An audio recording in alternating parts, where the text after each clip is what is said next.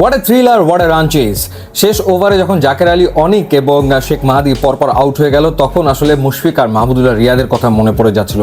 3 বলে 2 রান দরকার, সেই ম্যাচটার কথা আবারও মনে পড়ছিল। যাই হোক, ওরকম কিছু ঘটেনি, বাংলাদেশ ম্যাচ জিতেছে এবং দুর্দান্তভাবে রান তারা করেছে।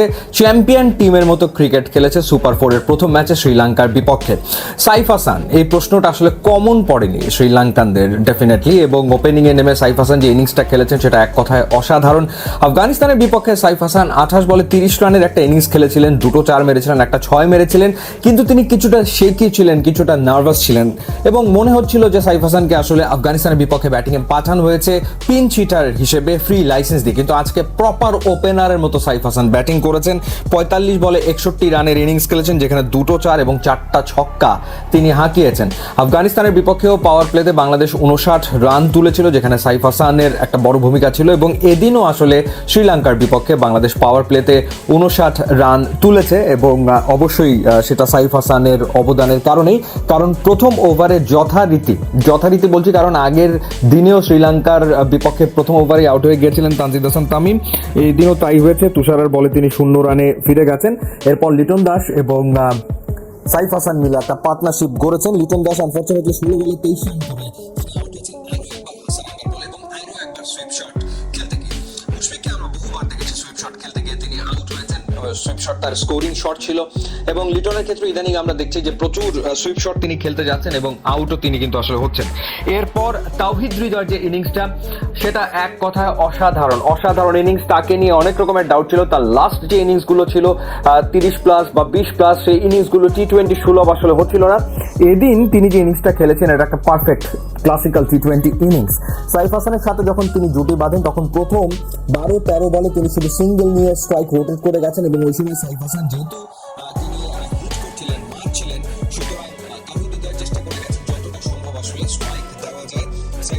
এরপরে তিনি এক্সেলারেট করছেন, স্পিড আপ করেছেন এবং তিনিও 37 বলে 58 রানের দুর্দান্ত একটা ইনিংস খেলেছেন, যেখানে তিনি 4টা 4 এবং 2টো ছক্কা মেরেছেন। 156.75 স্ট্রাইক রেটে ব্যাট করেছেন।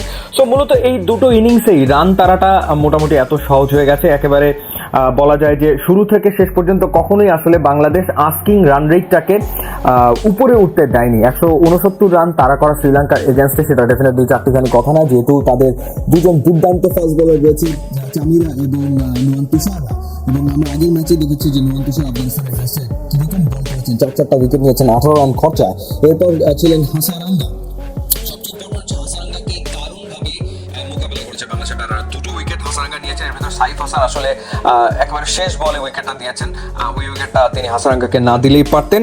তারপরেও হাসারাঙ্গার এগেনস্টে বাংলাদেশের ব্যাটাররা তারা খুব দেখে শুনে খেলার চেষ্টা করেছে বেশিরভাগ সময়, এবং যেহেতু একজন পার্ট টাইমারকে শ্রীলঙ্কানদের ইউজ করতে হতো, সেই সুযোগটা আসলে বাংলাদেশ খুব ভালোভাবে নিয়েছে। কামিন্দু মেন্ডিসের একটা ওভার পেয়েছে, ওই একটা ওভারে আসলে 16 রান তুলে নিয়েছে।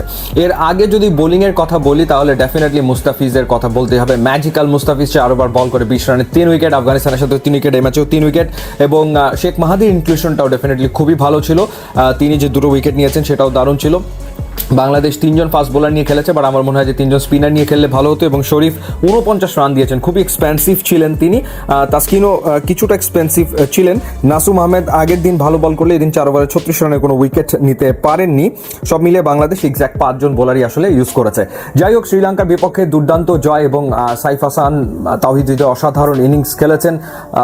প্রবাবলি রিসেন্ট সময় যতগুলো ম্যাচ দেখেছি বাংলাদেশের, this is the best match. এত দুর্দান্ত রান তারা ক্লিনিক্যাল ভাবে রান তারা করেছে, অ্যাকর্ডিং টু প্ল্যান তারা আসলে খেলেছে। এবং সবচেয়ে ইম্পর্টেন্ট ব্যাপার, ফাইনালের পথে কিন্তু এক পা বাড়ালো বাংলাদেশ দল।